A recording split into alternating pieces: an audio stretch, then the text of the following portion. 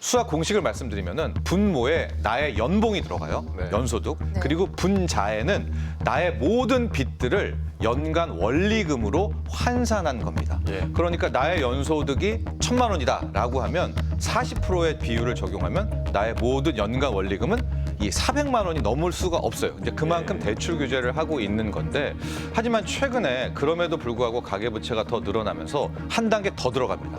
앞에 스트레스가 붙는 네. 거예요. 스트레스 DSR은 뭐냐? 최근에 금리가 많이 올랐잖아요. 그래서 최근 5년간의 금리 인상을 반영을 하는 겁니다. 그래서 일종의 가산 금리를 나의 대출 금리에다 더하게 되는 건데, 그러니까 내가 한 3%의 대출을 받았어라고 할 때 저걸 3%로 계산하지 않고 뭐 3.4% 이런 식으로 가산 금리를 붙이는 겁니다. 그러면은 내가 빌리게 될 대출 총액은 줄어들 수밖에 없는데요. 예. 다만 저 붙이는 가산 금리를 올해는 한 25%만 적용하고요. 내년에는 50%, 그리고 하반기엔 50%, 내년에는 이 가산 금리를 다 반영하게 된다. 이런 일정도 기억하시기 바랍니다. 네, 뭐 대출 금리를 이제 가산해서 좀 더해서 계산을 해서 그만큼 대출 가능액에서 제외를 한다는 건데, 실제 대출액 중에서 어느 정도가 좀 줄어들까요? 네, 당장 지난주와 이번 주도 확연히 다르고요. 예. 아마도 이번 주와 내년에 가면 더 대출 총액은 줄어들 수밖에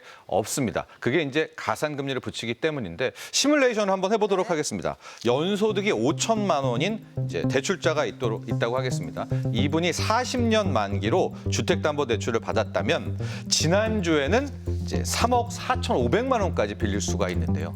당장 이번 주부터는 3억 2,800만 원, 1,700만 원이 줄어들게 되는 것이고요. 예, 이게 이제 하반기에 가면 더 줄게 되겠고, 문제는 내년입니다. 내년은 가산금리를 다 100% 반영하지 않습니까?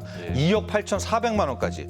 그러니까 올해 이번 주 대비 무려 6,100만 원이 더 깎이게 되는, 그렇기 때문에 지금 대출 계획이 있으신 분들은 이 스트레스 DSR의 시행에 따라서 자신이 받을 수 있는 저 대출의 액수가 줄어들겠다라는 것도 꼭 기억하시기 바라고요.